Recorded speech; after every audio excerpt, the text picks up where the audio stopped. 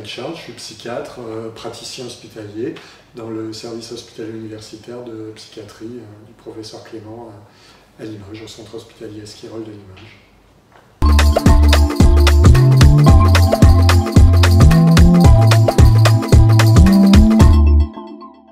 Alors, ça fait maintenant près d'une vingtaine d'années qu'on a commencé à faire des travaux pour montrer que l'efficacité, elle était à la fois dans la prévention, c'est-à-dire que si vous avez une activité physique régulière et suffisamment importante, vous allez prévenir le risque d'apparition d'un nouvel épisode dépressif chez quelqu'un qui a un trouble de l'humeur chronique, comme par exemple les personnes qui ont un trouble bipolaire. Mais on a montré aussi, et ça c'est un peu plus récemment, et avec des études vraiment très importantes sur des très larges cohortes, qu'on avait une efficacité curative, c'est-à-dire vraiment on soignait complètement, on pouvait guérir un épisode dépressif en associant une activité physique avec un traitement pharmacologique, voire même avec une activité physique seule.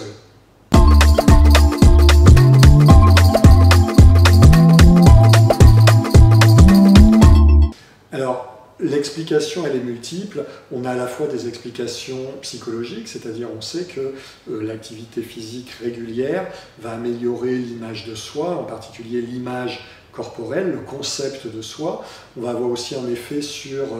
ce qu'on appelle un effet de déconnexion, c'est-à-dire qu'on va avoir des zones du cerveau qui vont être mises en hypoactivité, qui sont plus les zones de la réflexion, les zones qui sont liées à la dépression et qui vont être hypoactives par rapport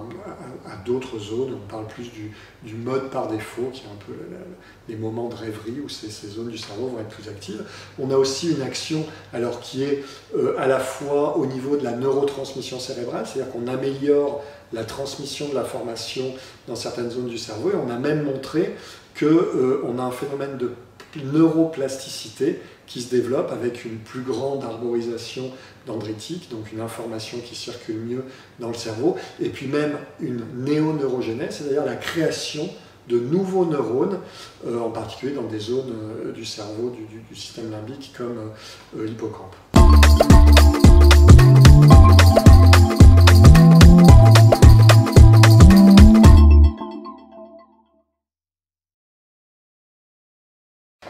Alors oui, c'est une question qui est très intéressante et qu'on a vraiment très envie de développer, de travailler, parce que déjà on est dans une réflexion, dans un abord qui est corporel. C'est-à-dire l'idée de dire que certaines personnes vont être plus réceptives à un travail de psychothérapie, c'est-à-dire à une réflexion intellectuelle, à un travail intellectuel sur les émotions. Ça ne va pas correspondre et ça ne va pas fonctionner avec tout type de personnes. Et nous, dans les nouvelles psychothérapies qui sont développées, on passe beaucoup par l'agir, c'est-à-dire l'agir avant de ressentir et de modifier les pensées. On commence d'abord par modifier les comportements. Et c'est vrai que l'activité physique et le thermalisme vont s'inscrire un petit peu dans ces approches plus corporelles, comme d'autres psychothérapies corporelles, comme la méditation de pleine conscience, le yoga aussi, ou ce que je pratique moi aussi régulièrement, l'hypnose et les thérapies brèves.